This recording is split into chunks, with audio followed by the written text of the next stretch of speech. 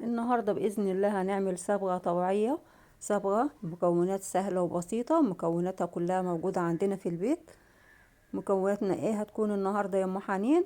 مكوناتنا هتشوفوها معانا دلوقتي حالا في الفيديو. تابعونا وشوفوا الوصفة الجميلة ديت هتتعمل ازاي. شوفوا الصبغة الطبيعية ديت بدون اي مواد ضارة للشعر، بدون كيماويات، بدون اكسجين. حاجة سهلة كده وبسيطة. وهنضيف عليها حاجة كمان، مكون بسيط موجود برضو عندنا في البيت منه بروتين برضو للشعر. صبغة وبروتين هيدينا اللون العنابي الجميل دوت او اللون البني الفاتح. شايفين اللون هو دوت اللون اللي هيظهر على شعرنا. تابعونا في الفيديو. السلام عليكم ورحمة الله، ازيكم عاملين ايه؟ النهاردة ان شاء الله يا جماعة هنقدم وصفة جامدة للشعر. وصفة بسيطة باتنين مكون بس. ايه هو؟ الكركديه. كلنا طبعا عارفين الكركديه يا جماعة. الكركديه اللي هو دوت، اللي هو ده.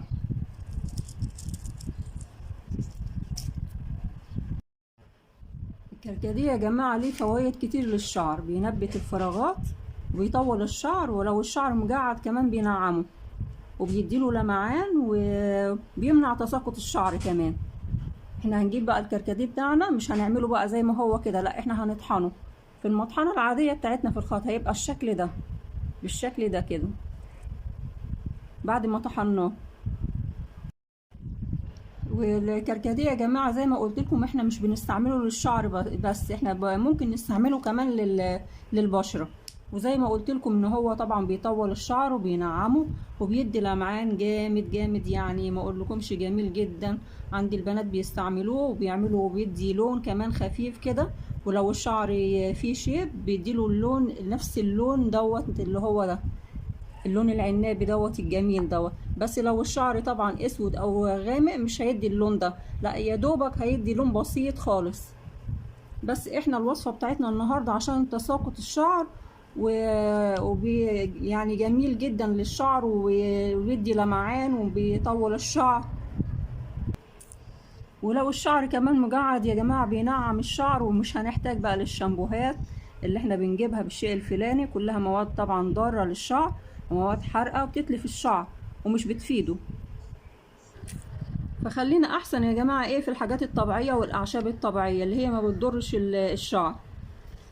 الوصفة بقى بتاعتنا هنعمل ايه يا جماعة؟ احنا هنجيب بقى اللي احنا عملناه طحناه كويس كده، لازم نطحنه كويس. انا جبت المصفى بتاعتنا يا جماعه كده اهوت، عشان ايه؟ اعمله برضو عشان لو في اي شوائب او اي حاجه كده احنا عايزينه ناعم. طبعا لو الشعر طويل هنضاعف الكميه بتاعتنا كده. في حاجات بسيطه اهي احنا طلعناها اهي.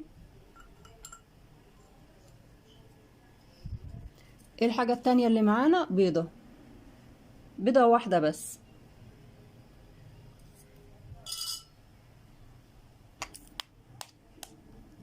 هنكسر البيضه بتاعتنا وهننزلها بقى كده. البياض والصفار الاتنين مع بعض، مش حاجه واحده بس، الاتنين مع بعض. طبعا هنقلبهم بقى كويس قوي مع بعض، وهنشوف بقى اللون الجميل بتاعه.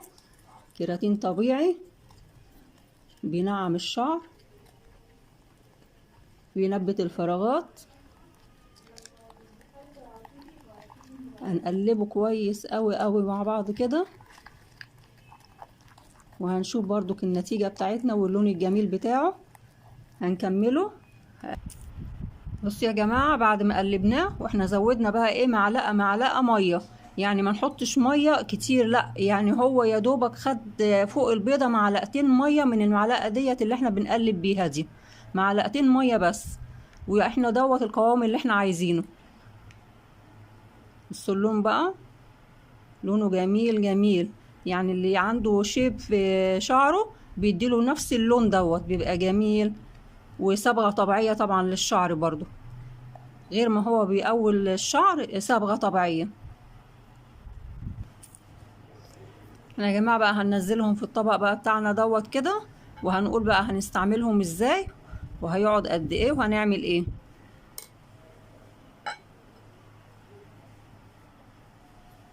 يعني بسم الله الرحمن الرحيم. ننزله، نبص اللون بقى الجميل بتاعه.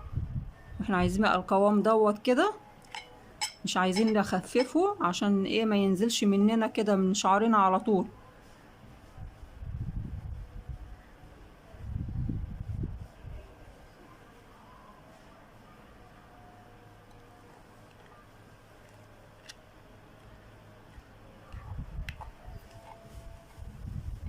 وصفة مغذية للشعر ومقوية لفروة الشعر، لعلاج قشرة الشعر، لإنبات الفراغات، لتطويل الشعر ولمعانه.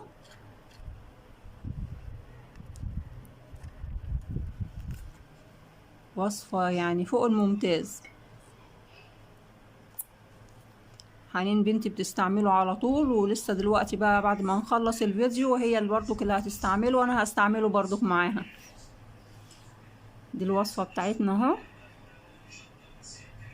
بيدي، بص بقى اللمعان ده بتاعه ده هو بقى اللي بيظهر بعد كده في الشعر، يعني بيدينا لمعان جميل. دي الوصفة بتاعتنا بقى النهاردة ان شاء الله، يا رب تكون عجبتكم. هنعمل ايه؟ هنجيب بقى هنفرد الشعر، وهنجيب خصلة خصلة، وهنحط بقى من فوق لتحت، هننزل نجيبه من فوق وننزل لتحت. هنعمل بقى شعرنا كله، حتى فروة الراس بتاعتنا لازم نعملها برضو، لان طبعا بتغذي فروة الراس بتاعتنا. وزي ما قلت لكم بيطول الشعر وبيدي لمعان. وبعد كده يا جماعه بعد ما هنحطه، هنجيب كيس بلاستيك، اي كيس بلاستيك عندنا، هنحطه بقى علينا على شعرنا.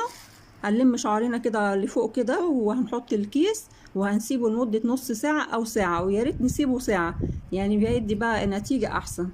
وبعد كده هنغسله بقى بمية دافية، مية عادية دافية. ونستعمل بقى بعد كده اي كريم بتستعملوه او اي زيت شعر بنستعمله، وشوفوا النتيجة بعد كده. يا رب الطريقة تكون عجبتكم.